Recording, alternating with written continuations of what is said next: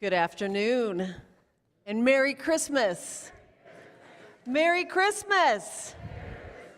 It is so good to see all of your beautiful faces, some that I've never seen before, some it's been a long time since I've seen, and it's so good to see you, and some of you are online. So welcome to all of you that are online as well. When you came in this evening, you should have received a bulletin. And you will need this bulletin this evening, so I want to just point out a couple of things for you.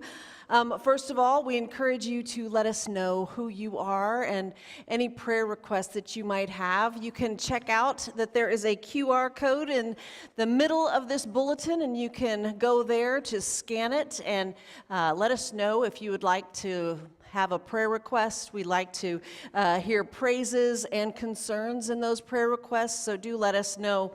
There's a way to get to the worship attendance form, also online giving and any signups and registrations that you might need. And I'll tell you about a couple of those opportunities coming up in a moment. On New Year's Eve weekend, that is next weekend, I want to make sure that you all know that we have one worship service on Sunday morning next weekend, and that is at 10 a.m.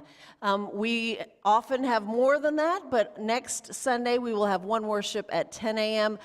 Our Saturday evening service remains the same at 5:30.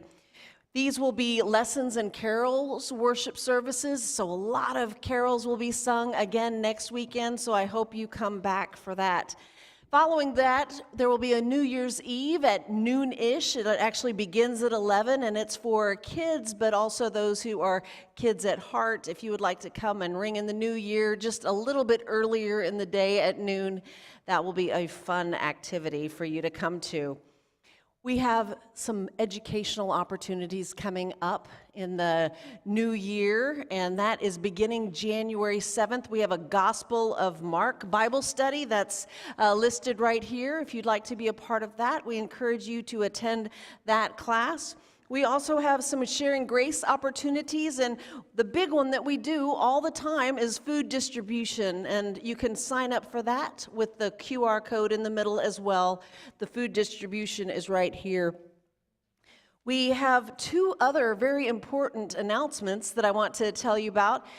Number one, January 6th through 7th, our interim pastor, Steve Stutz, it will be his last weekend with us. So if you'd like to sign a frame that we have for him out in the narthex, you can just sign your name and give thanks to God for him. He's been such a wonderful interim as we have had this call process going on. And that leads to the second big announcement, and that is that we do have a pastoral candidate who we will be voting on the weekend of January 13th and 14th. His name is Pastor Jay Shaler. You will see more about it in the January newsletter, but I do hope you come meet him on January the 13th and then come vote to call him on January 14th. Very exciting news in the life of this congregation. Again, his bio can be found in the January newsletter. A couple of notes about the worship service this evening. There will be a time for offering. You can either scan the QR code in your bulletin and give digitally, or you can simply wait and bring forward your offering during Holy Communion. And this is a service that includes our holy meal from Jesus Christ, and you are all welcome to this holy meal. If you believe that Christ is present in it, you are most welcome.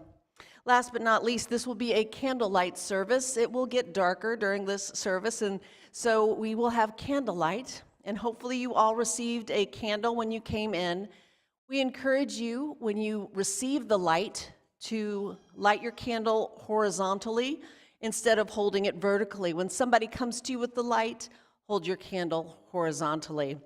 And last but not least, you can refer to all of the hymns that are in your bulletin tonight, and you may use, this is what is called the ELW. It's the red book in front of you. You can find all of the songs in this book, and you can follow along. So ELW refers to the numbers in this red book.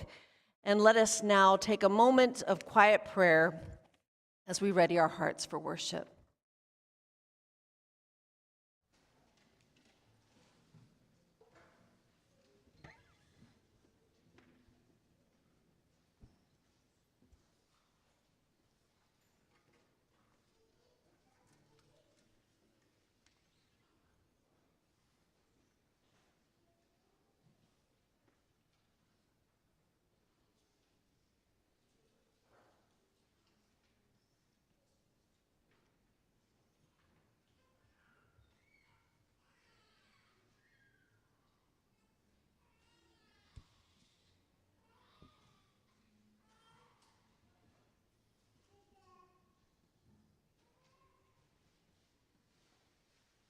We gather bringing the light of Christ from our hope, from our peace, from our joy, from our love, because the world is broken and the wait is long. But Christ is with us through it all, in humble manger, in a backwater town, a baby, on a convict's cross, a king, in every heart and every home, in every sanctuary and street and stream, we meet Christ anew. Glory to God in the highest heaven, we whisper, and peace to all on earth. So we gather to light these candles, because it is the only spark we need, Christ here with us. Amen.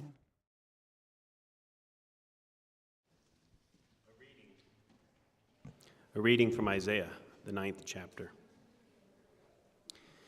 The people who walked in darkness have seen a great light. Those who lived in a land of deep darkness, on them a light has shined. You have multiplied the nation. You have increased its joy. They rejoice before you, as with joy at the harvest, as people exult when dividing plunder. For the yoke of their burden and the bar across their shoulders, the rod of their oppressor, you have broken, as on the day of Midian. For all the boots of the tramping warriors and all the garments rolled in blood shall be burned as fuel for the fire. For a child has been born for us, a son given to us. Authority rests upon his shoulders, and he is named Wonderful Counselor, Mighty God, Everlasting Father, Prince of Peace. His authority shall grow continually, and there shall be endless peace for the throne of David and his kingdom. He will establish and uphold it with justice and with righteousness from this time onward and forevermore.